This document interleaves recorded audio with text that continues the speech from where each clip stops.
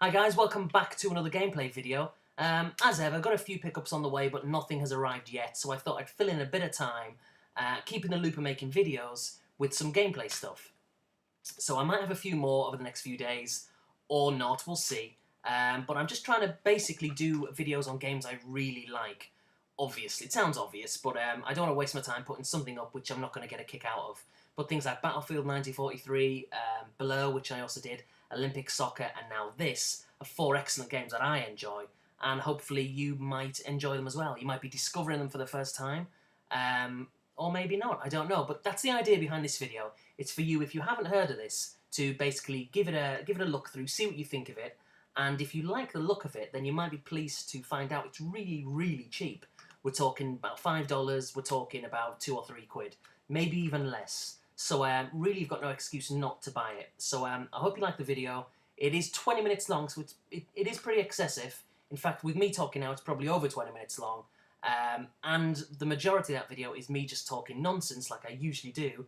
But if you like that kind of thing, you might enjoy it. So thanks for watching, guys. Buy this game, and I hope you enjoy it, and I'll see you later.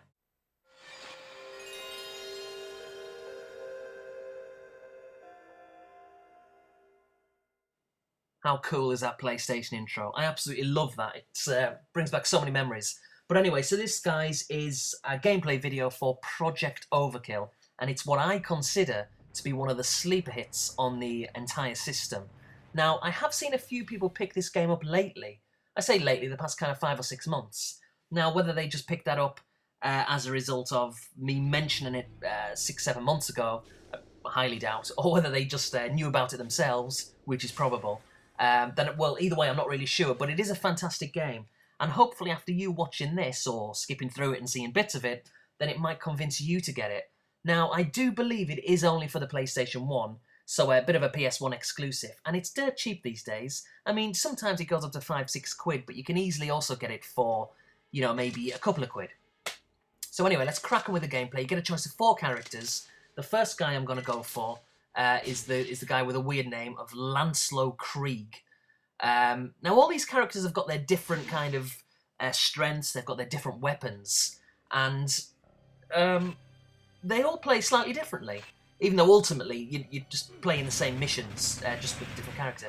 So as you can see, it's like a 3D isometric shooter.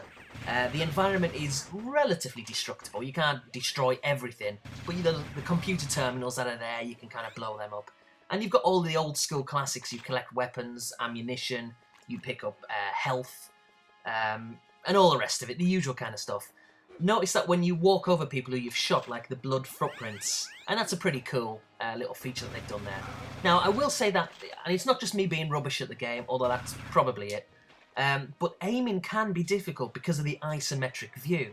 It's not necessarily that easy. So what you will see a lot, and you've probably already seen, is when I go to shoot somebody, and I'm just blatantly shooting in the wrong direction. But it can be difficult to aim. But that does come with experience. You know, you do get better. So as you can see, I just got around doing the usual stuff, just shooting people, just completely making a mess of the walls, red splattered everywhere. Use the key. That's another thing. You've got to pick up keys. You know, a very old school kind of thing. I was kind of punching the wall there because I was thinking, what the hell did you do? I couldn't remember what button you were meant to press because it's been a long, long time since I played this.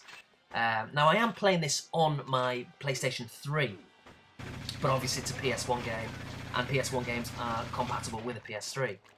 And I guess if you've got an older version of or one of the first versions of the PS3, you can also play PS2 games.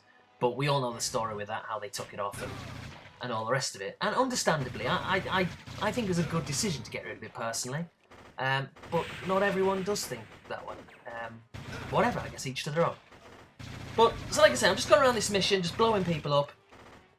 And the idea of this game, basically, this gameplay video, is to go through all 4 characters and just show you how different they can be.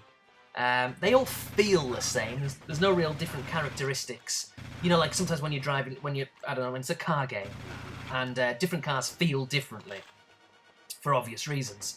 You know, the size, the weight, the speed. All these characters pretty much feel the same, but they do have different weapons. So it slightly changes the gameplay, but not really that much. So there you go. epic failure there. And it gives you little stats at the end to tell you how far you got into it. So I thought, well, what I'm going to do, I'm going to start the game again with the second character. And this one is, what name is she called? Althea, I think. Althea, let me have a look. I've got to have a look at this. I did have it in my head and I forgot. That's it, Althea Timuron. I don't know how they come up with these names. You know, someone's obviously telling me, what should we call it? How about Althea? Althea what? Althea Timuron? Yeah, it sounds good. Where do they come with these names? Oh, just ridiculous. Makes me laugh. But anyway, so that's what they call this one, Althea Timuron. And she's, well, she is a girl, or a female, whichever way you want to look at it. Same difference, I guess. So it's the same old thing, you know, unfortunately, we're kind of seeing repetition here. It's the same level, I'm just trying to get a little bit further than the last one. Picking up the ammunition, and you do run out of ammunition extremely quickly. The amount of bursts of fire that you can do on this game, honestly, you need ammunition. You really need to preserve it. So as you can see, I changed like my secondary weapon, which is some kind of like fireball laser thing, which isn't very effective because it's just one of them things comes out at a time. Whereas with this gun I'm using here, it's like kind of the standard machine gun, and the burst of fire, the rate of fire is much better. So it gives you more of a chance of killing more enemies, obviously. So I'm just picking up the little health packs because you will be surprised at how quickly your health goes down. As you can see on the screen, it's down to its like early 60s now. You just take one hit and that can be down an extra 4 or 5, as we're probably going to see in a second. I mean, there we are, down to 57, probably going to go down even more, 52. Now you can use a melee as well. Now there is one of the characters, I think it's the 4th one, who's called Quag, or Quag, however you pronounce it. And he, I think, from memory, is kind of like a one-hit kill when it comes to the punch. I think he's like the strongest guy. With other ones, with this girl, I think maybe it's a bit sexist. It might take like 2 or 3 punches to down the opposition. Or the enemy, whatever you want to call it. So here we are again. I think already I've got a little bit further. Was this where the last character died, around about this screen? So I've got a little bit further. So as you can see, the health is deteriorating really quickly, down to 53.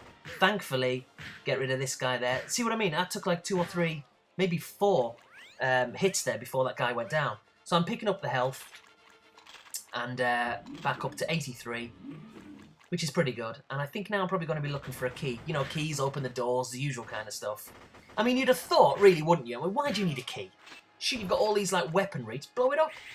But no, you've got to do the old school thing and look around in the far corner of a map for a key. And then you find a blue one. No, it's not the blue one, you want the red one. Oh. What are they doing lying around these keys? I'll tell you what, clumsy staff. Can't get the staff these days. But yeah, so ammunition's also running down on this game as well. And as I touched upon before, you really do run out of ammunition pretty quickly. But thankfully, when you kill these people, as I'm going to be... Oh, I missed it. There was 2 or 3 clips I missed there. I mean, that could have come in handy. I should have picked them up. But as I was saying, as you could have seen there, as you maybe did see, once you kill the enemies, they do leave ammunition. I don't think they leave weapons. So it's just ammunition for whatever gun you may be picking up. So I'm picking up a few small health packs there. Obviously, they're not as effective as picking up the big, bulky kind of packages. But it all makes a difference. It just adds on a little tiny bit extra health. But I guess every bit counts. So, do you know, I don't even know how many levels there are in this game. Now, I've got to be honest, on this game you will not see me do very well for the rest of the duration of this video. But in the past, I did do a lot better. But really, I know it sounds like an excuse, I was genuinely just kind of going through this level at a pretty breakneck speed. Apart from here, where I'm trying to blow these bloody egg things up, whatever they are. And by the way, you don't get anything from this. It's not as if there's like weapons or hidden lives in there. I'm just blowing it up for a... I don't know why, actually. Maybe some kind of OCD. I can't leave any behind. You've got to get rid of all of them. But what was I saying there? I can't remember. Yeah, I think for the rest of this video, I don't do very well because I was trying to go through it at a bit of a breakneck speed just to show you what the game's like. And try and go through as much as possible. You know, if I'm going really slow through the levels, that might be a bit boring, because you're not really going to see anything. But when I did have this game originally, and I've obviously since purchased it back, but when I did have it originally in the mid-90s, like 96 I think, I was pretty good at it. I can't remember for the life of me if I completed it or not. I probably didn't because it is a hard game. But, I mean, them days when I had a PlayStation 1, when I originally bought one, and I got one for Christmas in 94, was it 95? So I think in the UK it had only been out maybe a couple of months. And I got it for Christmas. And around about that time, I'd left college, left college, and I'd just started working in 95. So, or 96, I should say, when this game came out. So I had, an extremely disposable income because, still living with my parents at the time. All I needed to do was give them a little bit of rent every month, but really it wasn't that much. And the rest of the money I'd spend going out with my friends, going to football games, going to see gigs, all them kind of big Britpop kind of bands at the time. Oasis, Suede, Blur, the usual kind of stuff. And I also bought games, obviously. That's another thing I bought. And I used to buy like brand new games, for 50 quid. I used to buy 2 or 3 every week. I mean, all my money was gone every week. I didn't have anything left. But it was such a great time, you're in my late teens, and it was just brilliant. And I come across this game. It was in a store, funnily enough, called Game. And back then, when I had more of a disposable income, I would just go out and I would just buy games on a whim. I would go into the store and I'd just look at something to see what I thought. If it looked interesting, I'd buy it. And I didn't see Project Overkill in any reviews, in any magazines, anywhere. I just literally, the first time I ever saw it was walking into this store, picking it up. I thought it sounds quite good. Looked at the back, like a shoot 'em up, and I thought I'm going to get this. And I bought it, and it was great. Now, obviously, just failed there with that one. But yeah, there was obviously a lot of duds that I bought back in the day because you're buying them on a whim, and they were just awful. I'm thinking of things like Skeleton Warriors. I paid like 50 quid for, and that was bad. I've been thinking about buying that back again, actually, because, sometimes time is good with a game, It's maybe not as bad as you remember it. But at the time, Skeleton Warriors I thought was awful. But anyway, I guess that's for another day. So here I am again, back at the start of the level. This character is, I'm probably going to butcher this name. Again, why they've given them a first and second name in particular is beyond me. But this one is called Gendrik Epsilon. I just can't say any of these names with a straight face. So here we are, Gendrik pitching up on this level, butchering a few opponents, the same old thing. Open the door, once I figure out how to do it. And being extremely erratic with the guns. So it's just repetition here, more of the same. I mean, I do recommend people check this game out. Like I say, you are going to find it cheap. But it is one of them weird kind of auctions, particularly on eBay, obviously, where you might see it go one day for like, let's say it's in the UK, for like 99 pence. And then you'll think to yourself, oh, that's quite cheap, so next time I'll pay 99p for it. But then, in the future, it'll go for like 5 or 6 quid. It's kind of inconsistent, but you can get it for, a couple of quid. It's not really going to go for much more than that. But it is like an old school shoot 'em up, with the only difference being it's isometric, as opposed to horizontal. Or vertical, I guess, whichever other shoot 'em ups are out there. So it's an interesting take on it. And like I say, the biggest problem for me is really the aiming. It can be difficult. But I do like that as well. Like sometimes if you shoot one person, the bullets could go through and shoot the person behind. So it's nice little touches like that. And like I say, it is a little bit gruesome, but obviously it's just a game. But the bloody footprints, and that's kind of a nice little touch as well. And they kind of slightly wear off after like the 10th step or whatever. It's just kind of just old school, a nice little touch to the game. Now, if anyone's wondering, it is made by Konami, so a pretty big publisher, big designer there behind it. It's not some kind of third-party people who you've never heard of since. So you can tell that a lot of thought and imagination has gone into this game, and it's just a bloody good game, it really is. And like I say, it's one of them things where a lot of people aren't really aware of it. Because I guess there's so many PlayStation games. Here's like a plasma laser thing that I've got here. I can't remember how this weapon fed. Oh, there we are. So it's they're all kind of the same, really, just a different colour. In fact, I think the other one from that last character called Althea was the same kind of thing, but it was just instead of like a green, like a lime green, it was more of a red, kind of an orange fireball thing. And the knife there as well. See, as opposed to the other people who were using their fist, this guy clearly has a bit of a knife. So a nice little extra. Again, a little bit gruesome, but it's only a game. It's not real. So I'm leaving a couple of these barrels, it looks like, which is surprising, given my OCD. I thought I'd want to get rid of every single one of them. It makes me want to go back now and do it, but I can't. I'm joking, it doesn't really want to make me go back, but anyway. So, open a little key on the terminal there, go through. As you can see there again with the melee, it takes 1 or 2, whereas with the other person, the Althea, it took 3 or 4. So, I think the next guy, Quag, I think he's maybe a one-hit kill, depending on whereabouts you hit them and at what angle. I can't quite remember. So I think I was trying to, just before that guy come along, trying to destroy them terminals. Like I say, the environment is relatively destructible, but it doesn't give you any points, and there's no hidden bonuses. You know, you don't get extra lives or anything, like I said before. It's just there for aesthetics, I guess. It doesn't really make any difference to the gameplay. Well, it doesn't make any difference at all. But it's just a nice little touch that you can do. Again, shows like the effort and the imagination that's kind of gone into it. So, shooting the people there with a laser. The usual kind of thing.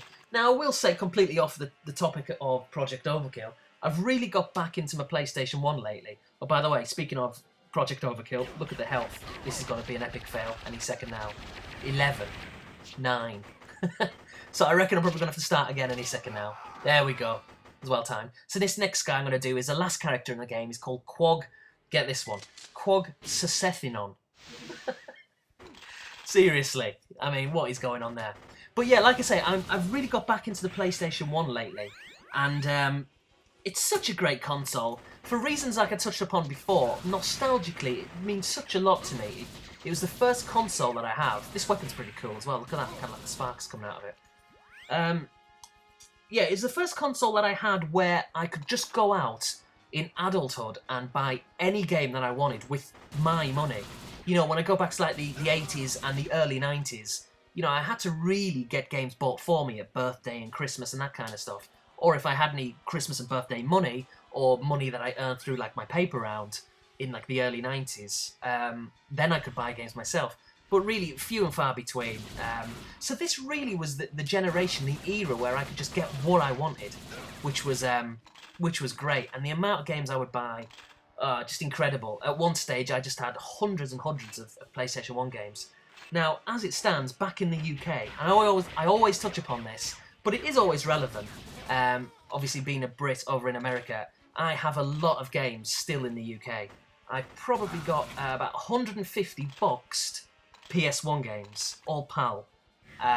But for price reasons, shipping costs, I do not want to even have an estimate as to how much they're going to cost, because it's going to be a fortune. So as I've always said, and as I always will continue to say, whenever it's relevant, you know, I will continue to pick up PS1 PAL games, but what I want to try and do is not to pick up any, or maybe the odd one, but I want to try and leave that for when I get back, for if and when we move back to the UK, and then I can take up collecting PAL again, because obviously there isn't many PAL games here. They're all NTSC.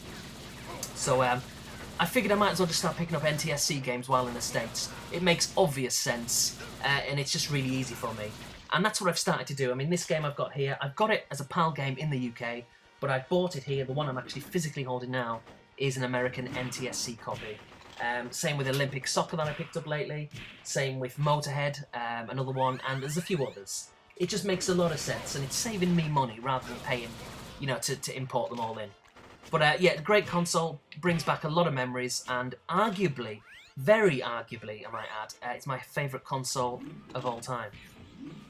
So I think this video really is probably maybe a couple of minutes left. It is very extended. I did hesitate really at putting a video of Project Overkill for pretty much 20 minutes.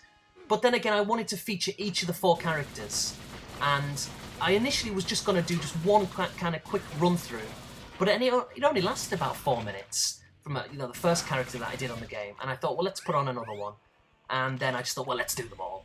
Let's just see how far I get with each character. Again, not playing it too seriously, just kind of going through the game really fast, as fast as I can, not really paying attention to what I'm doing, just blasting my way through it, just to give you a taste and to see what the game's like. And I really do feel, as I've said before, that everyone should go out and buy this game. You know, you haven't really got an excuse. You're not going to go on eBay and see it for like, $50 or 40, 50 quid. It's not a rare game. So for the sake of picking it up for a couple of pounds, $5, whatever it may equate to, you've just got to get it. It's a really good game. And that's what I'm trying to do lately. I know it sounds obvious, but all the games I'm covering in these gameplay videos are games that I like and I think deserve more attention. I think other people should try as well. You know, I did the same with Blur for the 360. The one I just put up yesterday for Battlefield 1943. You know, I definitely recommend people check that out. And yeah, basically, this is no exception. So that is it, guys. That is it for this video. This is about to come to a bit of an end here with this character. Completely screwed that up. But yeah, I've really got back into the PlayStation 1 lately. It's a remarkable console. It holds a lot of memories for me. Yes, there are some pretty awful games for it, but you could say that about any system. But there are so many amazing games, and some like this, which I feel not enough people are aware of. So I keep saying, buy it, because you will like it, and it's really cheap. So anyway, guys, thanks for watching. And I will see you soon for either more gameplay videos or pickups or whatever it may be. See you later.